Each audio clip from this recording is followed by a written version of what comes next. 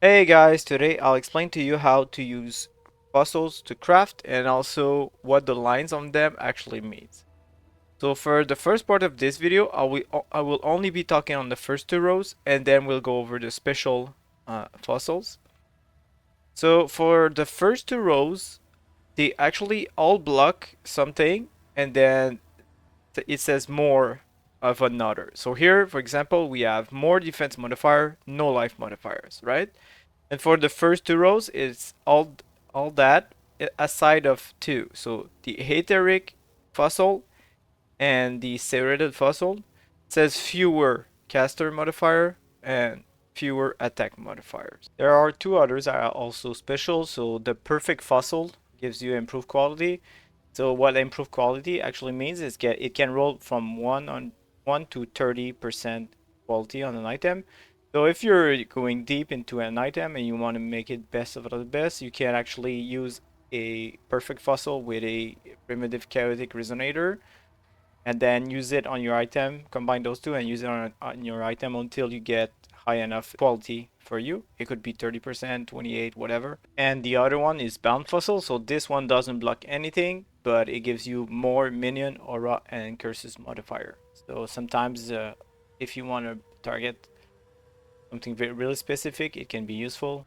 All right, now that we have that understood, what does the more, let's say more physical and no chaos actually means? Let's check it out in Craft of Exile. All right, now that we are in Craft of Exile, we can actually see exactly what it means when it says more chaos. And then, as I said, block means that it can no longer roll. If it has that tag, it can no longer roll it. For example, if we look at Aberrant, you see that it says block lightning, right? Well, if you look at the lightning resistance in here, it has the lightning tag and the added lightning damage to attacks. Also has the lightning tag, right? So here is a pair of gloves, for example, but as you can see, it will work on anything. So if we were to use the aberrant, lightning is blocked, right? Well, as you can see now, it can no longer roll. So see, it's grayed out, so 0% chance because it has the lightning tag. Okay, so this is what it means. So if you were to maybe craft life, you really wanted to craft life, well, you could be using the pristine. Okay, so here if we randomly roll an item, you can see we have almost 8% chance to get a life modifier. So any of those, right? It's all the same weight, so pretty much, yeah, we have 7.8% chance. Okay, if we were to use a pristine fossil on it, you can see the number jumps to 31%, right? And the prefix change is even 77%. So this is how the fossil work. So as you can see, some are more likely than others. Like here, you see 10 times more. A prismatic is 6 times more. Okay, so you want to check this in Craft of Exile because most of them are 10, but yeah, here you can see ailment plus physical 10 times more, ailment plus chaos 10 times more. So, and then yeah, the two ones I talked about are serrated and etheric fossils. So both of them still can roll the attack tag here for the etheric fossil. It can still roll attack mods, but it's less likely. So if we were to, okay, so now do we have any attack mod on here? Well, yeah, we have a couple here, that one. So if we use the etheric fossil, okay, as you can see, let's say added physical damage, it's 3.5% chance or 8.3 on the prefix, right, as a prefix. So if we were to use this, all right, now you can see it's almost nothing, right? Because it's a 0.15% chance to roll it instead of a 100% uh, of the 8%, right?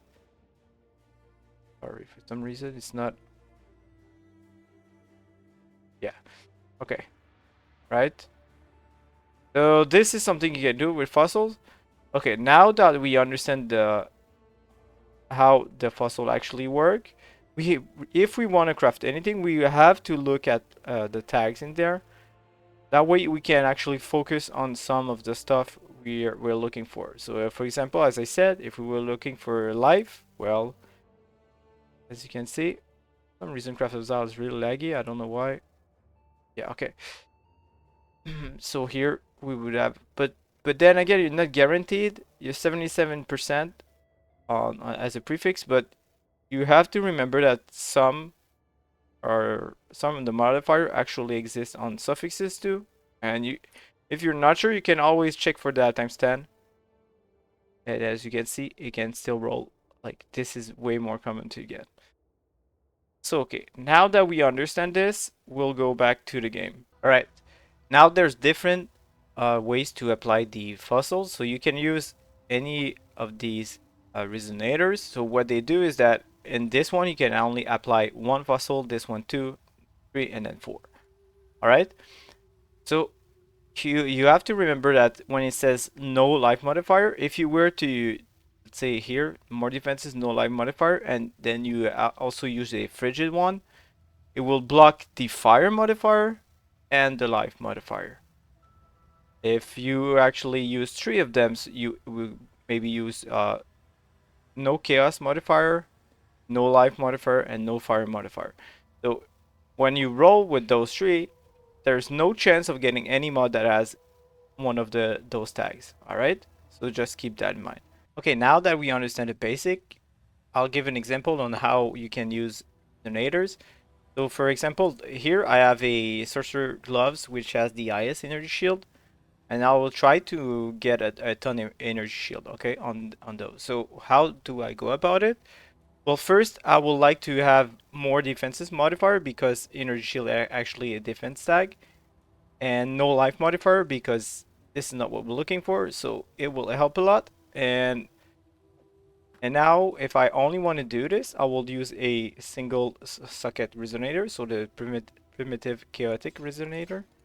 And then if you want to, you can actually hold shift while doing this, that way you don't have to click every single time. And then yeah, if we were to use this on, it will not work because the item base needs to be rare. So no white or blue item. So just use an orb of alchemy. And then yeah, we'll try to get something good out of it. Here we go. So we're trying to get a bunch of energy shield. So here, as you can see, the more likely on energy shield, the 10 times more gave us tier 2, a tier 3 energy shield, which isn't good enough. So we'll reroll it. Here again, we get an energy shield, but that's it. Like the rest is, the increased energy shield recharge rate is also a defense tag. As you can see here, as I hold Alt, we can see the defense tag on it. Okay, and okay, here we got something cool. We got tier 2 energy shield and flat hybrid energy and mana shield, energy and mana. So what we could do is just craft energy shield on this, increase energy shield, and then be done with. And then we can look. Okay, 71 is good enough. Then if you were to like only price check this, as you can see, from being that high, we'll just 20 quality it, and then